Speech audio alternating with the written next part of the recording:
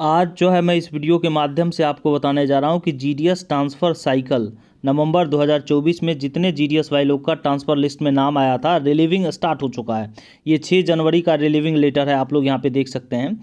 उसके बाद का क्या प्रोसेस होता है हम ये भी बताने जा रहे हैं। साथ ही साथ ये भी बताएंगे, कुछ लोग के मन में ये डाउट है कि मुझे जो है रिलीव करेंगे या नहीं करेंगे, उसका क्या कंडीशंस है, हम आपको इस रिगार्डिंग भी बताने जा रहे हैं। और साथ ही साथ रिलीविंग के बाद का क्या प्रोसेस है, किस प्रकार से आपको सैलरी जल्दी मिलेगा, किस प्रकार से आप employee ID, IPVP ID, CLC ID को ट्रांसफ़र करवा सकते हैं। तो आप लोग जो है वीडियो के साथ बने रहें और चैनल को सब्सक्राइब करें, जिससे कि आपको इस चैनल के माध्यम से ऑथेंटिक जानकारी प्राप्त होगी। मैं बहुत दिनों से है जीडीएस बीपीएम पे कार्यरत हूँ, तो जो भी जानकारी देता हूँ ऑथेंटिक जानकारी देता हूँ। आप लोग ये देख सकते हैं, ये रिलीविंग लेटर है, रिलीव लेटर है, रिलीज ऑर्डर जो भी कह सकते हैं आप लोग। और उनका जो है 4 रिपोर्ट ही उन्होंने फिल किया है 6 जनवरी को, आप यहाँ पे देख सकते हैं। अंकुश राज इनका नाम है, मेरे साथी हैं, जीडीएस साथी हैं, मध्य प्रदेश से हैं, बालाघाट डिवीज़न से, आप यहाँ पे देख सकते हैं। अब देखिए मामला क्या है, हम आपको इस वीडियो के माध्यम से बताने जा रहे हैं। रिलीविंग तो हो गया, कुछ लोग के मन में ये भी कन्फ्यूजन है कि 11 तक डेडलाइन है। देखिए ट्रांसफ़र लिस्ट के नीचे में जो 5-6 पॉइंट लिखा हुआ है, उसमें ये भी लिखा हुआ है कि स्ट्रिक्टली फॉलो करना है जो डायरेक्टरेट का लेटर नंबर है। जो ट्रांसफ़र वाला लेटर फर्स्ट आया था जिसमें पूरी तरह से टाइमलाइन था, तो उसमें जो है पूरी तरह से वही लेटर का जिक्र किया गया है कि आपको उस टाइमलाइन को स्ट्रिक्टली फॉलो करना है। लेकिन कुछ कंडीशनों में देखा गया है, मैं पिछले बार भी देखा ट्रांसफ़र में, कि कुछ जीडीएस को जो है टाइमलाइन के बाद भी छोड़ा गया क्योंकि वहाँ पे सीट स्टाफ का शॉर्टेज था। इसके वजह से जो है रिलीव उसे 1 महीना 2 महीना बाद किया गया डिवीज़न के द्वारा। तो वो डिविजनल हेड के पास पावर है, अधिकार क्षेत्र का मामला है, समझ रहे हैं। भले ही ऊपर डायरेक्टरेट से कह दिया गया है कि टाइमलाइन को फॉलो किया जाए, लेकिन आपको पता ही है।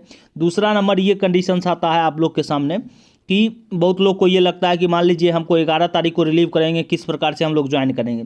देखिए कोई दिक्कत नहीं है, अगर 11 को रिलीव करेंगे तो अगला डिवीज़न जो है कंसीडर करेगा कि 11 को रिलीव किया है एमपी से या कोई भी अन्य सर्कल से जहाँ पे आप ज्वाइन कर रहे हैं, आने में भी 2 दिन समय लगेगा, तो कंसीडर करेगा, आपको ज्वाइन करवाएगा। इसमें किसी भी प्रकार का कोई दिक्कत नहीं है। मैं तो यहाँ तक देखा हूँ 15 दिन 1-1 महीना बाद जो है ट्रांसफ़र के बाद ज्वाइन किए हैं।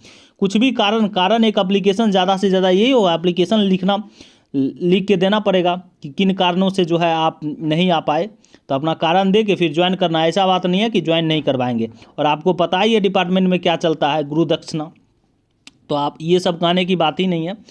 और जहाँ तक बात रहा अब प्रोसेस का, क्या करना है आप लोग को प्रोसेस का, तो प्रोसेस क्या है हम आपको बताने जा रहे हैं। जैसे रिलीविंग हो गए, अब मान लीजिए जो स्वस्थ समय अपना रिलीविंग हो गए, वो जाके क्या करेंगे, जहाँ पे भी आपका हुआ है, जिस बीओ में हुआ है, आपको ये पता करना है। आप अपने डिवीज़न में डायरेक्ट जाइए और डिवीज़न में पता कीजिए कि इस बीओ जो है कौन सब डिवीज़न में पड़ता है और उस सब डिविजनल हेड कौन है। एएसपी हो सकते हैं, नहीं तो आईपी हो सकते हैं। डायरेक्ट इंस्पेक्टर और एएसपी से मिलिए। आपको बीपीएम, एबीपीएम, डाक सेवक तीनों को जो है सब डिविजनल इंस्पेक्टर से ही मिलना है जहाँ पे भी ज्वाइन करना है। तो वहाँ पे जाके ज्वाइन, वहाँ पे मिलिए, वो मेमो देंगे और आप जो है ज्वाइन कर लीजिएगा।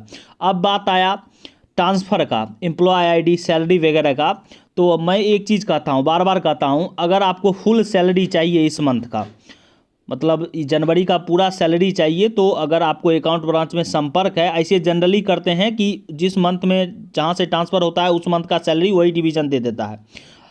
उसके बाद जो है मान लीजिए मंथ के लास्ट में जो है एलपीसी इशू कर देता है। अगर आपको संपर्क है, या उसका फ़ोन नंबर भी ले लीजिएगा, अकाउंट ब्रांच का नंबर आपके पास होना ज़रूरी है।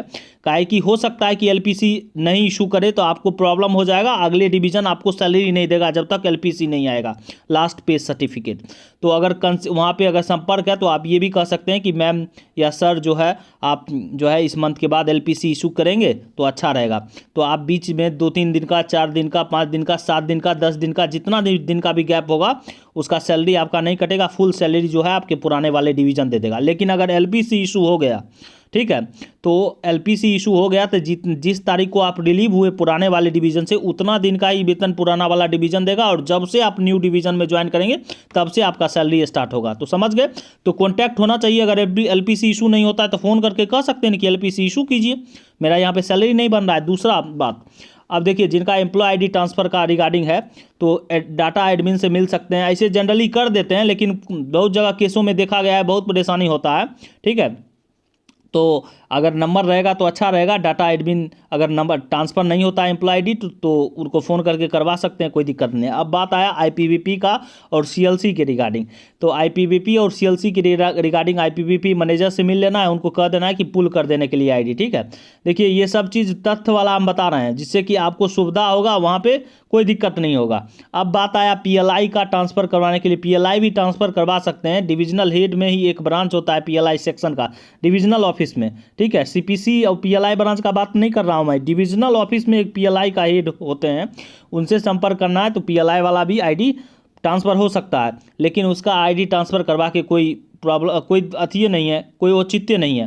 कहा है कि अब जो है सब इंसेंटिव जो है पूरी तरह से ऑनलाइन बेस्ड है, ऑटोमेटिक है। पॉलिसी कीजिएगा, ऑटोमेटिक जो है आपका इंसेंटिव आएगा, सब ऑनलाइन मोड से होता है।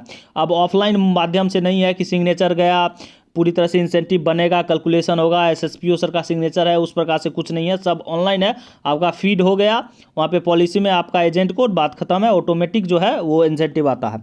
और एसबी अकाउंट का ट्रांसफ़र के रिगार्डिंग मैंने आपको बताया ही था कि एसबी अकाउंट ट्रांसफ़र जो है आप हेड पोस्ट मास्टर को आवेदन देके करवा सकते हैं। एसबी अकाउंट जो सैलरी अकाउंट है, बहुत लोग वहीं पर खुलवाए हैं, तो वो भी ट्रांसफ़र करवा सकते हैं। लेकिन उसका पैसा तो आप कहीं से भी निकाल सकते हैं। आपको पता है बीओ को छोड़ के एसओ एचओ जहाँ पे भी है, समझ रहे हैं, वहाँ पे पैसा आप लोग निकाल सकते हैं, केवाईसी करवा सकते हैं। तो वो आपके ऊपर डिपेंड करता है कि आप क्या करवा रहे हैं। तो आप लोग समझ गए कि क्या प्रोसेस है क्या नहीं है। Thank you.